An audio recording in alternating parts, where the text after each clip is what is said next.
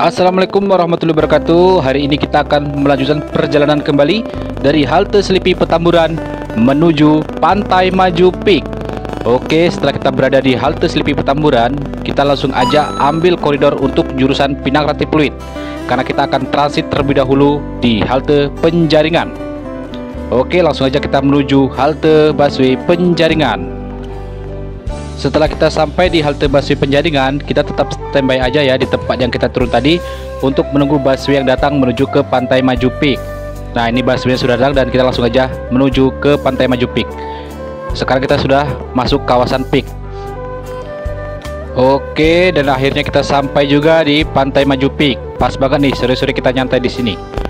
Oke, kira-kira begitulah cara-caranya dari halte Selipi Petamburan menuju ke Pantai Maju Peak. Sekian video dari saya, nantikan perjalanan saya selanjutnya. Terima kasih.